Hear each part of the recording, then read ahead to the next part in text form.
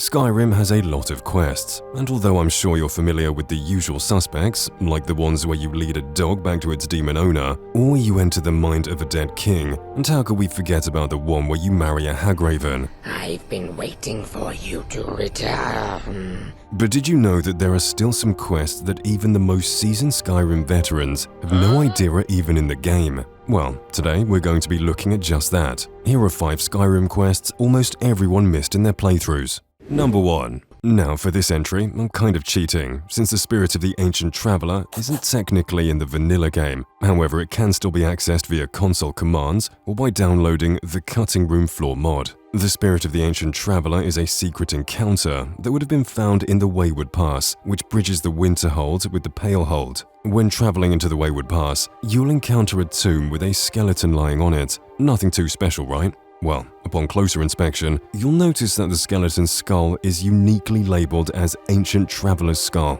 When you take the skull, you'll notice that absolutely nothing happens. Pretty anticlimactic. But if you were to use the Cutting Room Floor mod, which brings back cut content into Skyrim, the Spirit of the Ancient Traveler will appear and begin to attack you, likely angry for disturbing his tomb. It's not entirely known why this encounter was cut out of the game, and there seems to be no history or lore of the Ancient Traveler that can be found. Still, it's an interesting piece of Skyrim knowledge nonetheless. Number 2. When strolling through Winterhold, you may find yourself coming across an East Empire Trading Company post near the city's docks. Walk inside and you'll find an Imperial who works for the East Empire Company named Orthus Indario, who seems to be upset at the state the trading post is in. Indario claims that pirates, known as the Bloodhawkers, have virtually halted all shipments to and from the trading post, and believes that Winterhold's clan Shattershield is in league with these pirates, as they run a private shipping operation that has been left undisturbed. And so, accepting the quest will have you doing some espionage against the Shattershields to prove their guilt and put a stop to the Bloodhawkers.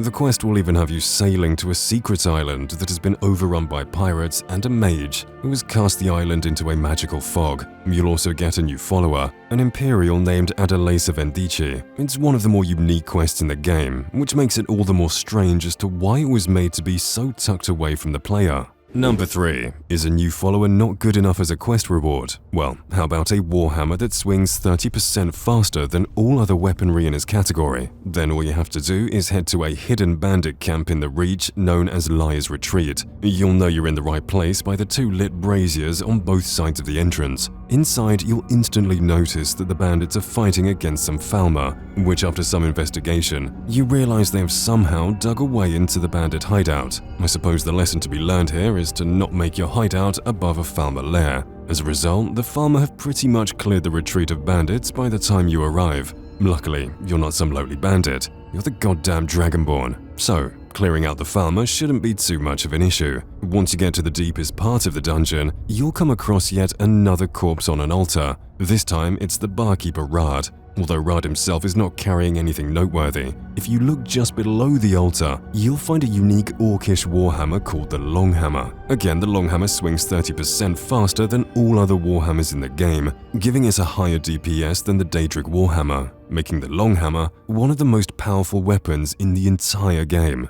Number 4. While exploring the midden between the College of Winterhold, you'll discover a circular chamber ridden with blood and bones and a large gauntlet that seems to be of Daedric origin at the center. In the chamber, you'll also find a key and an ancient report, which details that a group of students had attempted a Daedric ritual with the gauntlet, using 4 specific rings. However, the ritual was too strong for them to handle, which resulted in them being hunks of bone beneath your feet. Conveniently, the incident report also tells you that the rings were stored in the college's arcanium, and so the next step is to find the 4 rings and re-attempt the ritual all by yourself. That's right, the same ritual that 4 College of Winterhold students couldn't maintain. I guess now it makes sense why Bethesda didn't include an intelligence stat in Skyrim. After finding the rings and placing them into the gauntlet without a second thought, a Dremora named Velexane will be summoned. Unlike other Dremora you'll encounter in Skyrim, which are typically clad in Daedric armor, Velexane is a Dremora pirate who only has a Hammerfell garb and a scimitar to protect himself. And so, you have the option to kill probably the weakest Dremora in the game for an easy Daedra heart, or free Velek, where he'll give you a treasure map in return.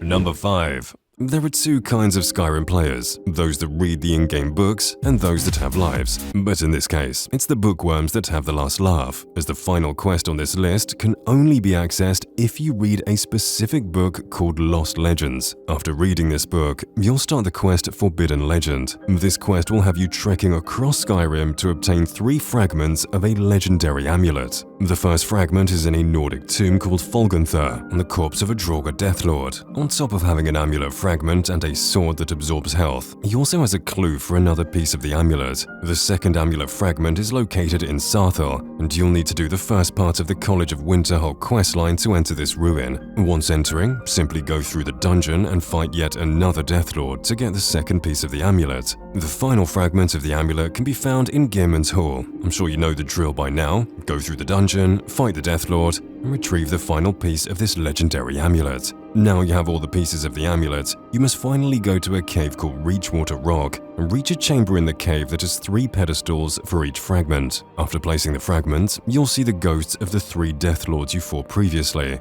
I guess they're doubly dead now. You'll have to fight all 3 of these Deathlords once again. After defeating them, one last spirit of a mage will appear and will forge the legendary Galdr amulet. This amulet combines the powers of the 3 amulets to give you an extra 30 health, stamina, and magicka all at once, making it probably the best amulet in the game. Now that's what I call a reward.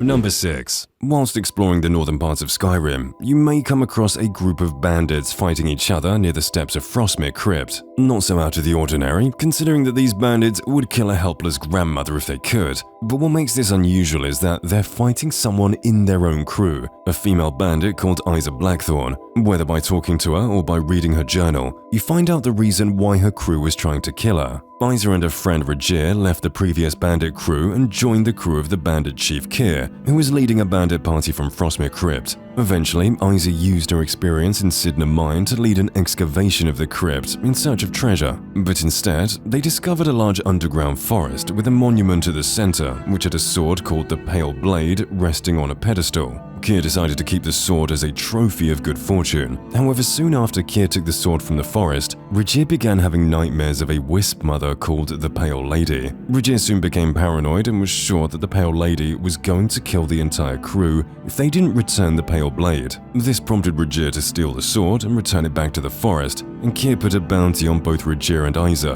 who Keir thought was working with Rajir. This is where you come in. After finding Isa and fighting your way through the crypt, you'll come across a wounded Keir muttering his last words, and Rajir trying to kill the Pale Lady by himself and failing miserably. From here you have 2 choices. You can take the Pale Blade from Rajir's corpse and return it to the pedestal which it was taken from, banishing the Pale Lady in the process. But if you feel like the sword would be a wonderful addition to one of your display cases, then you can fight the Pale Lady and keep the sword after defeating her. All the things we do for home decoration.